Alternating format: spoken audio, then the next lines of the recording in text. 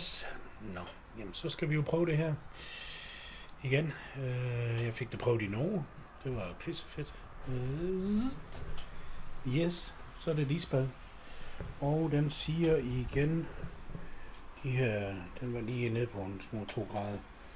Så den lige rykket lidt op, nu har jeg taget den op. Så ja, det må vi hellere få prøvet. Så så skal vi lige have se her, vi har legnet lidt stopur op også. Tak. Så ja, så må vi jo se hvor koldt det bliver. Fuck, det bliver godt, mand. Men vi sætter jeg sætter lige sådan tiden er kørt lidt hurtigt, så jeg ikke skal bruge hele 5 minutter på at sætte glo på mig der i det der bassin der. Så den kører vi ned på en kortere tid. Så yep, held og lykke, John. Ja, så er vi nede i baljen. Og som I nok kan se, så er det lige med at finde en rigtig åndedræt til at starte med. Det er sat med koldt. Og jeg er ikke lige den helt vildt tosset med koldt vand. Jeg har aldrig været. Men jeg må sige, efter det der, jeg har prøvet det her nu, så er det er godt nok fedt.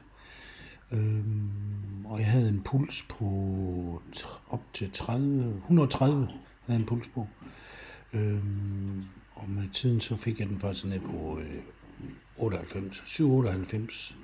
Så jeg lærte at slappe af i det her kolde vand. Så det var en rigtig fed oplevelse, må jeg sige. Det kommer til at ske igen i hvert fald, det er helt sikkert. Det er ikke sidste gang, jeg skal prøve det her. Det kan anbefales.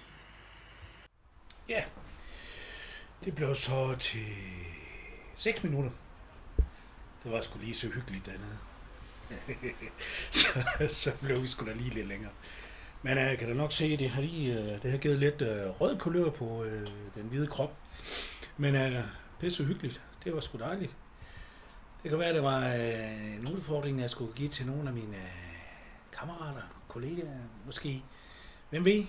Men det var dejligt. Det er ikke sidste gang, vi gør det der. Det håber jeg heller ikke, når jeg har investeret i den her fine balje her. Så det skal sgu fortsætte.